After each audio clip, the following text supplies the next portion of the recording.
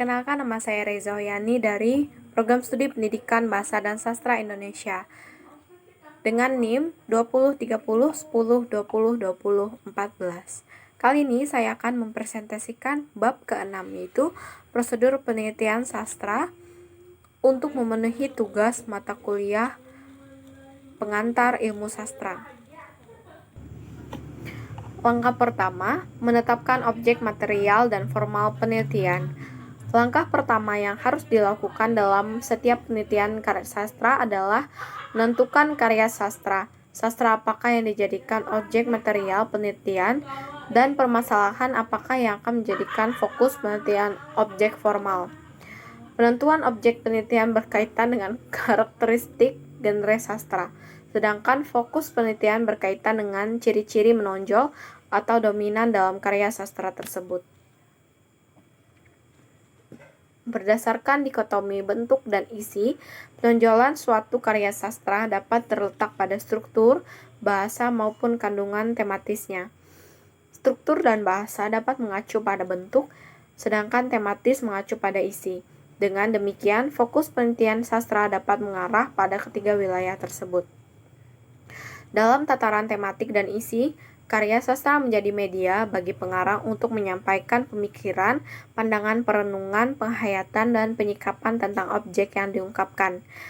Penelitian yang berfokus pada tematik dan isi hendaknya dapat pada penjelasan tentang hal-hal tersebut. Dalam bahasa yang lain, diperlukan kekritisan dan kedalaman pemahaman untuk menentukan apa yang diungkapkan dan bagaimana pengarang mengungkapkan merupakan dua hal yang penting. Apa yang diungkapkan dalam langkah pertama untuk suatu penelitian karya sastra ini kiranya dapat dipahami bahwa penentuan objek penelitian tidak sekedar memiliki karya sastra, apa yang hendak diteliti, tetapi tak kalah pentingnya adalah fokus penelitian. Setiap karya sastra secara individual memiliki karakteristik yang khas. Kekhasan itu bisa terletak pada gaya penceritaan, gaya bahasa, atau isi dan tematiknya. Mutlak diperlukan untuk memahami pemahaman awal, di mana letak penonjolan dan sesuatu yang dominan dalam karya sastra itu. Sampai pada ujung alur pemikiran ini, sesungguhnya seorang peneliti telah mengawali kegiatannya dalam menentukan objek penelitiannya. Namun demikian diperlukan argumentasi yang lain menegaskan penentuan objek dan fokus penelitian tersebut. Apa yang dilakukan atas pada akhirnya kembali ke dalam diri peneliti. Peneliti hendaknya memiliki argumentasi untuk menjelaskan mengapa objek dan fokus penelitian tersebut penting dilakukan. Tanpa itu, penelitian tidak memiliki tujuan dan alasan. Tujuan penelitian jelas mengacu pada pemahaman tentang fokus penelitian, sedangkan argumentasi tentang pentingnya penelitian tersebut mengacu pada kebutuhan, pandangan, keyakinan, dan pemikiran peneliti. Langkah kedua, menyusun rancangan penelitian. Penetapan karya sastra sebagai objek sekaligus menentukan fokus penelitian sebagai subjek penelitian akan memudahkan penyusunan rancangan penelitian.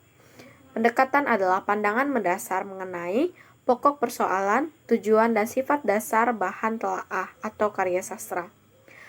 Dalam suatu pendekatan, inilah terkandung sejumlah teori. Dalam suatu teori terkandung sejumlah metode. Dalam suatu metode tergantung sejumlah teknik. Sedangkan dalam suatu teknik terkandung sejumlah cara dan piranti. Dalam proses keilmuan, pendekatan memegang peranan yang penting. Fungsi pendekatan adalah memberikan kerangka atau mengarahkan, serta menguji konsistensi dalam proses keilmuan. Dengan demikian, dapat dikatakan bahwa pendekatan merupakan cara pandang bagaimana suatu penelitian atau kajian sastra dilakukan. Uraian di atas menyimpulkan tentang pentingnya komponen-komponen yang harus ada di dalam setiap penelitian sastra. 1. Pendekatan. Sebagai cara pandangan terhadap karya sastra akan dipahami dan dianalisis. Kedua, teori sebagai landasan berpikir dalam memahami karya sastra. Teori mengandung konsep-konsep dan proporsi-proporsi yang telah teruji tentang aspek-aspek karya sastra sebagai objek penelitian.